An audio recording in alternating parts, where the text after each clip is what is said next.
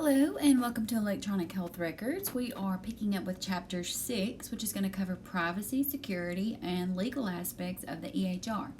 Now, a lot of this information is going to be an overview of information that we learned in health records and in healthcare law and ethics. So, a lot of this information is going to be familiar to you. Now, if you want to start with me on page 152, we're going to look at the HIPAA timeline. So in 1996, August to be exact, the HIPAA was signed into law. And in 1999, the Department of Health and Human Services became responsible for developing privacy standards. Also in 1999, they proposed privacy standards and received more than 50,000 comments on those proposed standards. In December of 2000, they published the final rule for standards for privacy of individually identifiable health information, or the final HIPAA privacy rule. And in April 2003, this was the deadline for covered entities to comply with that privacy rule. And in April of 2005, this was the deadline for covered entities to comply with the security rule. In January 25th of 2013, Department of Health and Human Services publishes modifications to the HIPAA privacy, security, and enforcement rules to comply with provisions of HITECH. And this was known as the HIPAA Omnibus Final Rule. In September of 2013, the HIPAA Omnibus Final Rule compliance is mandatory for covered entities, business associates, and subcontractors. And in October of 2015, the HIPAA Code Set Rule, which was effective this date, the use of ICD-10 codes is mandatory. So that is when we actually moved from ICD-9 to ICD-10, October 1st, 2015. All right, so picking up over on page 154. So as you've already learned, privacy and confidentiality of health information is a major focus when implementing an electronic health record. As a user of an EHR, you must understand and follow the laws and regulations regarding privacy, safety, and security of health information. In addition, there are procedures for safeguarding health information that are not mandated by law, but should be considered when implementing and using EHRs. A challenging topic to address is patients' access to their health information and their rights regarding its release to others. Federal legislation that revolutionized the release and security of healthcare information includes the HIPAA security and privacy rules published in 2000, which were subsequently updated in 2010 and 2013. These rules provide guidance about the release and security of paper records, as well as the release and security of EHR data. So moving over to 155. The Health Insurance Portability and Accountability Act of 1996 was enacted on August 21, 1996. It included many provisions that affect all healthcare facilities. For example, HIPAA allowed for health insurance to be portable. In other words, the insurance could be moved from one employer to another without denial or restrictions. HIPAA mainly addresses the confidentiality of patients' medical records, including the safeguards that need to be implemented by a healthcare facility to protect the privacy and security of its patients. In addition to setting standards for healthcare information privacy and security, HIPAA also addresses standards to improve the efficiency and effectiveness of healthcare systems. Now, in Figure 6.1, you have the administrative simplification topics that are addressed within HIPAA, and this graphic should be familiar from law. So if you see under Title II, you see administrative simplification, and that includes the electronic data exchange, privacy, and security. So that's where the privacy and security rule fall, under administrative simplification in Title II of HIPAA. All right, so let's get into the privacy rule. In response to the U.S. Department of Health and Human Services legislation, the Health and Human Services Secretary published the privacy rule on December 28, 2000, and later modified the HIPAA privacy, security, and enforcement rules on January 25, 2013 to comply with the provisions of HITECH, particularly within the regards of EHRs. The privacy and security rule applies to healthcare providers, health plans, and healthcare clearinghouses transmitting health information in an electronic format. These entities are called covered entities, and you're going to see that in Table 6.1 on 156 and then also in the next slide. Individuals, organizations, and agencies meeting the definition of a covered entity under HIPAA must comply with the rules requirement to protect the privacy and security of health information, and they must provide individuals with certain access rights with respect to their health information. Business associates of a covered entity must also follow privacy and security rules if they perform services for the covered entity involving the use or disclosure of individually identifiable health information. And so here's that same table talking about our healthcare providers, health plans, and healthcare clearinghouses. All right, so what about non-covered entities? If an entity is not considered a covered entity, it does not have to comply with HIPAA privacy and security rules. Some examples of non-covered entities include workers' compensation carriers, employers, marketing firms, life insurance companies, pharmaceutical manufacturers, casualty insurance carriers, pharmacy benefit management companies, and crime victim compensation programs. So these are non-covered entities. They do not have to comply with HIPAA.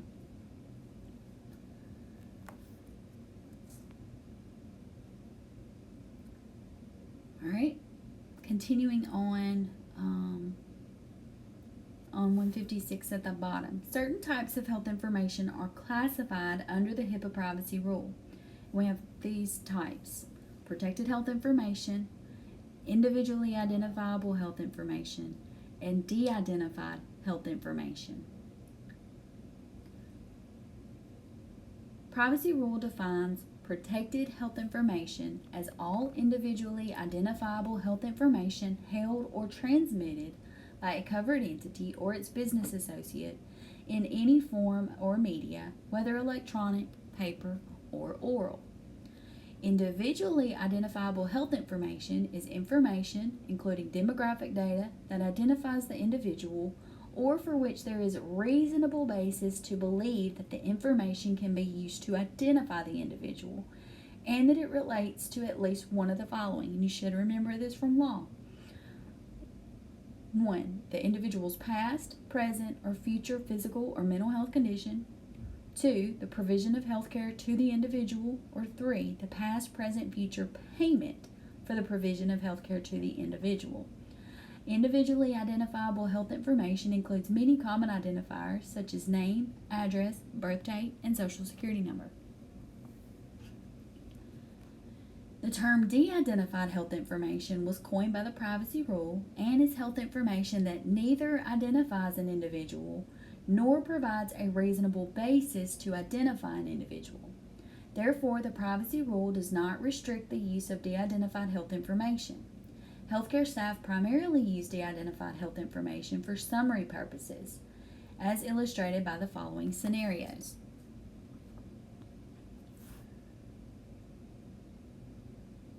So, number 1, the marketing department of a healthcare provider wants to know how many patients are from each zip code. A zip code cannot identify a patient. A dentist office wants to know the number of patients who recently had a cavity filled to determine if the office's use of dental supplies is appropriate. So you can't determine who a patient is just by saying they had a cavity filled. You could have 500 patients come in with cavities that get filled. And third, a home care agency wants to know the number of physical therapy home care visits made last year to determine whether additional physical therapists should be hired. So again, you cannot identify a patient by physical therapy visits. So those are all examples of de-identified health information. All right, moving on to the basic principles of the privacy rule. A major purpose of the privacy rule is to define and limit the circumstances in which an individual's protected health information may be used or disclosed by covered entities. A covered entity may not use or disclose PHI except either 1, as the privacy rule permits or requires, or 2, as the individual who is the subject of the information authorizes in writing. And again, this is a re-review from law. So moving over to 158, we have required disclosures. Now, first is to an individual, specifically when he or she requests access to or an accounting of disclosures of his or her PHI. That's me. I go into the hospital and I say, I want a copy of my medical records. That is a required disclosure. They have to give me my information. Second is to the Department of Health and Human Services, specifically during a compliance investigation, review, or an enforcement action. So if either a patient goes into the hospital or HHS goes to the hospital and requests information, those disclosures are absolutely required. Then we have our permitted disclosures. So our permitted disclosures, we have a whole list of things here. Again, to the individual patient, and permitted disclosures is when HIPAA regulations actually permit health information to be used and or disclosed in the following scenarios without prior authorization signed by the patient. So again, I go in, I don't have to sign an authorization to receive my own records. I don't have to sign that authorization. Also do not have to have authorization again for TPO, treatment, payment, or healthcare operations. The next one is incidental to otherwise permitted use or disclosure for public interest and benefit activities. Remember, we talked about a list of about 12 of those, I think. And then the last one, as a limited data set for purposes of research, public health, or healthcare operations. And we discussed that as well in law. Now, I'm not going to get into each one of these individually, but you'll see on page 158 and 159, you need to read through that. Again, all of that is going to be talking about these ones we just covered, the individual patient, the TPO clause. Over on 160, you get into the incidental and permitted use or disclosure, and public interest and benefit, and your limited data set. So be sure to read through those 2 pages just to refresh yourself on what each of those are. Now, moving down to the bottom of 160, talking about release of information. All healthcare staff members are educated in the organization's release of information policies and procedures. Rules and regulations related to the release of PHI are the same for a paper record as an EHR, but the ROI process is more streamlined in an EHR environment for the following reasons. First, physical records do not need to be located, resulting in a significant time savings for HIM staff. Records can be printed to paper, saved to a digital storage medium, or emailed directly from the EHR rather than being copied or scanned by hand, resulting in a significant time savings for HIM staff. And records can be released faster because the process takes less time. Now, the ROI workflow process has 8 documented steps here on slide 21 and on page 161. So be familiar with your ROI process steps. Starting at the beginning, when a requester submits a written ROI request, until the HIM staff actually mails or sends the records. So be familiar with those steps. All right, we talked about accounting of disclosures at the very beginning of this chapter as part of a required disclosure, or not at the beginning, but just a couple of minutes ago.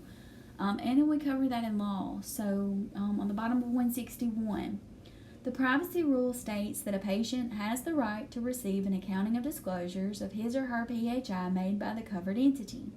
These accountings of disclosure are provided by the covered entity. ROI software that is either part of the EHR system or interfaces with the EHR system makes the release of accounting of disclosures relatively simple because the ROI software automatically produces these documents on paper or electronically. All right, moving over to the privacy rule and state laws over on 162. State laws that contradict the privacy rule are overruled by the federal requirements unless an exception applies. And these are some examples of exceptions are when the state law provides greater privacy protections or rights within respect to identifiably or individually identifiable health information. It allows for reporting of illness, injury, child abuse, vital statistics, and public health surveillance, investigation, or intervention, and requires health plan reporting for things such as management of financial audits. All right, again, another topic that we covered in law is the minimum necessary standard. Covered entities must make reasonable efforts to limit the use of, disclosure of, and request for the minimum amount of PHI necessary to accomplish the intended purpose. This concept is called minimum necessary, and it is required by the privacy rule. An example of a covered entity not following the minimum privacy concept is as follows. An insurance company needs to determine whether physical therapy services were necessary for a patient residing in a nursing home. So, one of its reps requests a copy of the patient's entire medical record, including physician progress notes, lab and radiology results, medical history and physical exam findings, physical therapy notes, nutrition progress notes, and case management reports. This is more information than is needed. The insurance company representative should be able to determine whether physical therapy was necessary based on the history and physical exam, physician orders, and physical therapy progress notes.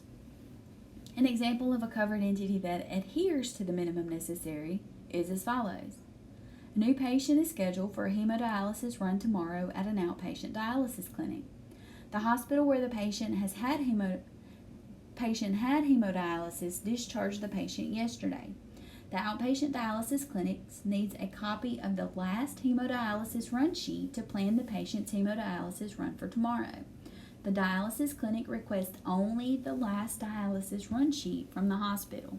So again, that's meeting a minimum necessary. All right, let's get into the OCR, the Office for Civil Rights. So as with any law, there are consequences when the HIPAA privacy and security rules are not followed. Within the Department of Health and Human Services is the Office for Civil Rights, which is responsible for enforcing the HIPAA privacy and security rules. The enforcement process begins with a complaint and follows through to a resolution with the Department of Justice when violations are criminal, or the OCR when violations are civil. And you can see this in figure 6.3 over on page 164. Be familiar with this graphic as well. We start with our complaint, then there's an intake and review process. You have to determine whether or not it's a criminal violation or if it's a privacy or security rule violation. If it's criminal, it's going to go to the Department of Justice. If it's a possible privacy or security rule violation, it's going to go to investigation. If the DOJ does not send it back to the OCR, then it will be accepted by the Department of Justice. After investigation, there's going to be some kind of resolution. They're going to either find no violation, or they're going to obtain voluntary compliance, corrective action, or another agreement, or they're going to issue a formal finding or a violation. So be familiar with that slide. All right, so let's talk a little bit more about civil violations. If a person mistakenly obtained or disclosed individually identifiable health information in violation of HIPAA, the covered entity corrected the violation within 30 days of when it knew or should have known of the violation, then a penalty is not imposed as per the HITECH Act. Since the HITECH Act, civil monetary penalties of $100,000 to $50,000 per failure may be imposed on a covered entity failing to comply with the privacy rule requirement, and the cumulative penalties may not exceed $1.5 million per year. But let's talk about criminal. If a person knowingly obtains or discloses identifiably or individually identifiable health information in violation of HIPAA, this is considered a criminal violation, and the person can be penalized with a fine of $50,000 and 1 year of imprisonment. Criminal penalties increase to $100,000 and up to 5 years of imprisonment if the wrongful conduct involves false pretenses. The penalties increase up to $250,000 and up to 10 years of imprisonment if the wrongful conduct involves the intent to sell, transfer, or use PHI for commercial advantage, personal gain, or malicious harm. In addition to monetary penalties and imprisonment, the federal government can also require a resolution agreement with the covered entity, which is a contract signed by the federal government and a covered entity in which the covered entity agrees to perform certain obligations. That could be training staff regarding privacy and confidentiality, audits of their release of health information to ensure compliance, and they have to send reports to the federal government for a certain time period, and it's typically 3 years. During this period, the federal government monitors the compliance of covered entity with the obligations it has agreed to perform. Now, on page 165 and carrying over into 166, you see different cases of privacy rule breaches. I'm not going to get into these, but I want you to be sure to read this section to see how the privacy rule has been breached, and sometimes see how easy some of this could actually happen. Now, the most often investigated compliance issues, and they're listed below in order of frequency. So, number 1, impermissible uses and disclosures of PHI. 2, lack of safeguards of PHI. 3, lack of patient access to his or her PHI. 4, uses or disclosures of more than the minimum necessary PHI. And 5, lack of administrative safeguards of electronic PHI. The most common types of covered entities required to make corrective action are listed below in order of frequency. So number 1 are your private practices. They are the most often covered entities required to make corrective action. Number 2, general hospitals. 3, outpatient facilities. 4, health plans. And 5, pharmacies. All right, moving over to the breach notification rule on 167. Implemented in August of 2009, breach notification regulations require HIPAA-covered entities and their business associates to provide notification to affected individuals following a breach of unsecured PHI. Generally speaking, a breach is an impermissible use or disclosure under the privacy rule that compromises the security of privacy of PHI, security or privacy of PHI, such as that used. Let's start over here. Generally speaking, a breach is an impermissible use or disclosure under the privacy rule that compromises the security or privacy of PHI, such that the use or disclosure poses a significant risk of financial, reputational, or other harm to the affected individual.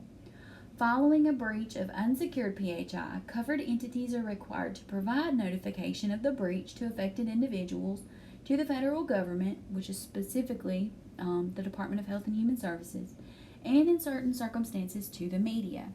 In addition, business associates must notify covered entity that a breach has occurred. So again, a lot of this is review from law last semester. Now, covered entities must notify affected individuals following the discovery of a breach of unsecured PHI and must provide individual written notifications within 60 days following the discovery of a breach. These notifications must include the following items: a description of the breach, a description of the types of information involved in the breach, the steps affected individuals should take to protect themselves from potential harm, a brief description of what the covered entity is doing to investigate the breach, mitigate the harm, and prevent further breaches, and 5, contact information for the covered entity. Now, at the bottom of 167 is actually getting into the notice to the media requirement. So anytime, remember, if the breach occurred for more than 500 residents of a state or a jurisdiction, then that's when they have to let the media know.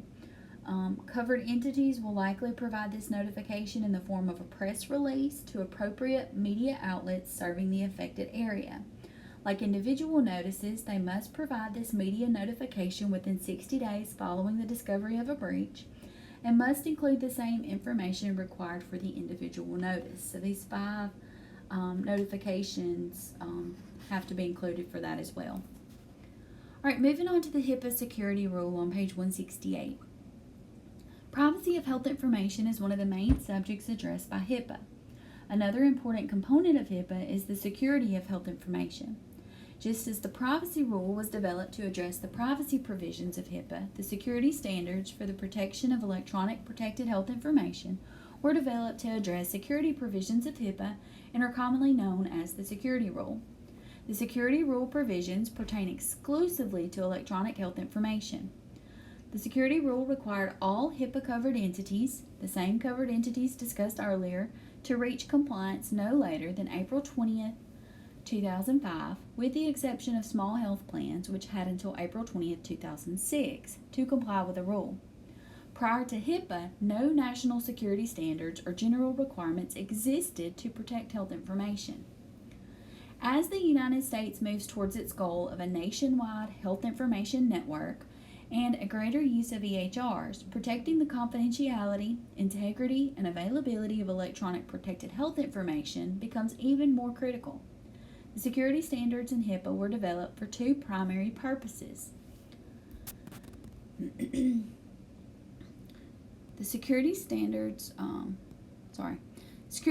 within HIPAA were established for the 2 main purposes: to protect electronic health information that may be at risk, and 2, to promote the use of electronic health information in the healthcare industry. The general rules of the security rule indicate 4 major objectives. First, each covered entity must ensure that confidentiality, integrity, and availability of EPHI that it creates, receives, maintains, or transmits. 2. Each covered entity must protect against must protect against reasonably anticipated threats and hazards to the security or integrity of EPHI. 3. Each covered entity must protect against reasonably anticipated uses or disclosures of such information that are not permitted by the privacy rule. And 4. Each covered entity must ensure compliance by the workforce. Now, when the Department of Health and Human Services developed the security rule, it chose to closely align it with the provisions in the privacy rule. Because both rules were developed in response to HIPAA, it made sense to ensure that the 2 rules were in sync. Therefore, it is easier for covered entities to implement the provisions of both rules and achieve the goals of HIPAA. And although they're closely aligned, there are areas of distinction. So the first area, the privacy rule applies to all forms of patient PHI, whether it's electronic, written, or oral. In contrast, the security rule only covers PHI in the electronic form, including EPHI that is created, received, maintained, or transmitted. 2, the privacy rule contains minimum security requirements for the protection of PHI, whereas the security rule provides comprehensive security requirements. Now, there are sections in that security rule which we covered in health records. We have the general rules, the administrative safeguards, physical safeguards, technical safeguards, organizational requirements, policies and procedures, and documentation requirements. And I can tell you that our class that just graduated in 2019, they had a lot of questions on the RHIT about these different safeguards: administrative, physical, technical. So this is something that you would definitely need to keep brushing up on and make sure you're familiar with. Not going to read all of those sections, so 169 through 170, be sure to brush up on that general information regarding these 6 main sections of the security rule.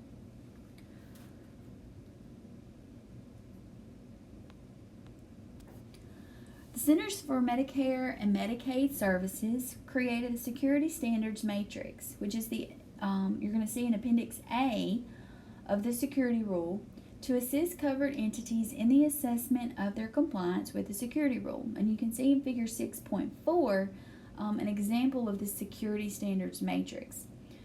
Now, note that the first column is a description of the security standard. The second column lists the section of the security rule published within the Federal Register. The third and fourth columns list a more specific reference to a portion of the security standards, along with the designation of R for required or A for addressable. A required standard must be met, while an addressable standard should be met if it's reasonable and appropriate for the entity's environment. Addressable standards should not be considered merely optional. Moving over onto 172, that last little section. Every covered entity is responsible for complying with the required and addressable standards of documenting why it does not need to comply with certain addressable elements. Covered entities should conduct an internal review of their compliance with the security standards. So even if your facility feels like something is not not required, but one of the addressable security standards is not feasible for your facility, you have to still do the documentation as to why you cannot comply or you do not need to comply with those certain addressable standards. All right, moving over to HIPAA security rule enforcement on 173. Enforcement of the security rule follows the same process of enforcement of the privacy rule. The OCR has the responsibility for the enforcement, and the enforcement process starts with a complaint and follows through to a resolution with the Department of Justice when violations are criminal, or the OCR when violations are civil. From October 2009 through May 2014, more than 880 complaints of violations of the security rule were made, about 25% of which were breaches of the security rule. Theft and loss of data contributed to 67% of these breaches, with unauthorized access and disclosure at 21%, hacking at 6%, improper disposal at 5%, and other breaches at 1%. Organizations can learn many lessons from these reported breaches, such as the following: the opportunity to reduce risk through network or enterprise data storage as an alternative to local devices. Enterprise data storage is a centralized system, and it can be online or offline, that businesses use for managing and protecting data. The importance of encryption of EPHI on any desktop or portable device.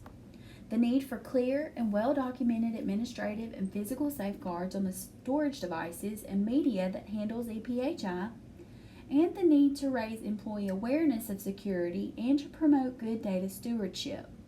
Data stewardship can be defined as the authority and responsibility associated with collecting, using, and disclosing health information in its identifiable and aggregate forms. The principles of data stewardship apply to all personnel, systems, and processes engaging in health information storage and exchange within and across organizations. Now, that's going to finish up Chapter 6. Be sure to read your full chapter summary. It's almost 2 pages on 174 and 175. And again, get to know those acronyms and initialisms. So we're just going to briefly go through the summary. Privacy and security of health information are important focus areas for organizations. EHR use further indicates the importance of privacy and security protections. Covered entities must comply with HIPAA privacy and security rule standards. And civil and or criminal monetary and other penalties may be issued for HIPAA violations. And organizations and their workforce must ensure ongoing compliance with HIPAA and commit to protecting PHI and EPHI. So again, you will have some assessments for this chapter along with your Check Your Understanding quiz within the EHR Navigator. But again, I did not read all of this chapter, so again, go back and cover all of this material. Happy reading and